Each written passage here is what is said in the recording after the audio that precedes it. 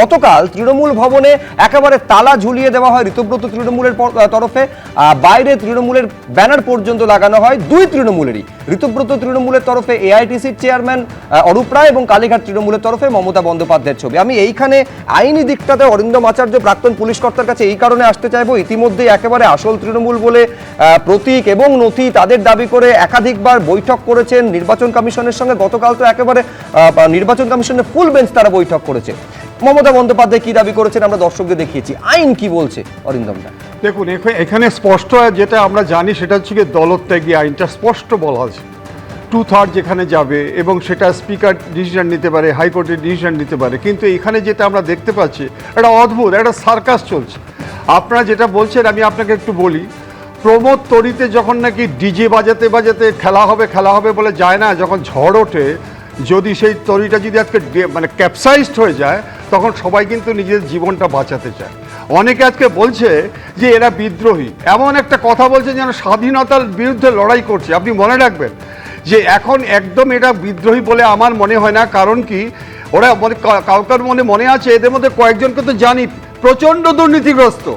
অনেকে ভেবেছে বোধহয় ওই দলে গেলে ওই ধনীভোটে আমি হাত তুলবো, এর জন্য আমার এগেস্টে কোনো দুর্নীতি অ্যাকশন হবে না। যে রাজ্য সভাপতি থেকে শুরু করে মুখ্যমন্ত্রী যে ক্লিয়ার বলে দিয়েছে যে আমি কাউকে ছাড়বো না এই ক্ষেত্রে। অতএব এই ক্ষেত্রে আমার মনে হচ্ছে যে আমার দলে যখন আসছে অন্তরাত্মায় আসছে, যখন চলে যাচ্ছে। কৃষ্ণ মিত্র, দেখো, প্রথম কথা অনেকগুলো কথা বলেছে, এখন বলে রাখি বিজেপি কোথায় আছে, এর পেছনে বিজেপি আছে এটা নিয়ে মানুষের মনে কোনো সন্দেহ নেই, তোমাদের মনে বা বিজেপির মনে থাকতে পারে।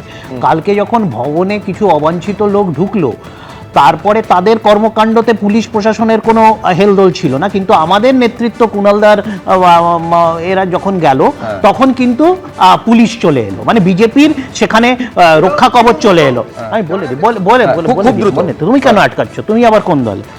আবার আমি দেখছি এই এতই অপ্রাসঙ্গিক তৃণমূল আমাদের সভা আটকাবার জন্য বলে দিই আমাদের সভা আটকাবার জন্য 2 মাসের জন্য সেন্ট্রাল এবং নর্থ কলকাতাতে সেকশন 144 করে দিয়েছে। আচ্ছা, আমি কিছুক্ষণ আগে বলছিলাম না যে ওই কালের দুটো শব্দ হয়, এবার কোন দল, সেটা কোন দল হতে পারে বা কোন দল, যেটা এই মুহূর্তে একেবারে বা কালীঘাট তৃণমূলের অন্দরে চলছে, তা নিয়ে বিভিন্ন রকম ব্যাখ্যা হতে পারে। আমি একটা ছোট্ট বিরতিতে যাব, বিরতিতে যেতে যেতে দর্শকদের দেখাবো যে আজকে চন্দ্রিমা ভট্টাচার্যের যে একেবারে ইস্তফা জানিয়ে মমতা বন্দ্যোপাধ্যায়ের ফেসবুক লাইভে আক্রমণ, তা নিয়ে আমাদের প্রতিনিধি উজ্জ্বল মুখোপাধ্যায়কে চন্দ্রিমা ভট্টাচার্য কি বললেন শুনতে শুনতে বিরতি, তারপরে ফিরে আসছি আবার।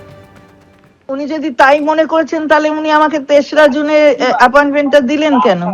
অনেক দিন থেকে যদি ছাড়াছাড়ি করি, কথা হচ্ছে 22শে জুন ও গেছে, আমার ছেলে সৌরভ ও গেছে, তো যাবার পর থেকে হয়তো এই সন্দেহের একটা বাতাবরণ হয়তো তৈরি হয়েছে, ওনার কোনো মনে হয়েছে যে আমি কোথাও কিছু, আমি নিজেই বলেছিলাম যে আমি যেতে, আমাকে ছেড়ে দিন, আমি রিজাইন করছি।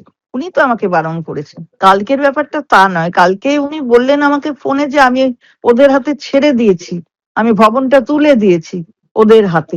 এই কতগুলো এমএলএ এর হাতে, তাদের সাথে তো আমার দেখাই হয়নি, তারা আমার ঘরেও আসেনি, তাহলে আমি ওদের হাতে তুলে দিলাম কি করে? বেঈমান বলেছেন, সেটা উনি নিজে জানেন যে আমি কোনো বেঈমানি করিনি কখনো। সুতরাং তারপরে বলছেন, সেটা আমি কাউকে অশ্রদ্ধা করছি না, উনি ভালো থাকবেন এটাই নিশ্চয়ই চাইবো। এবিপি আনন্দ এগিয়ে থাকে, এগিয়ে রাখে।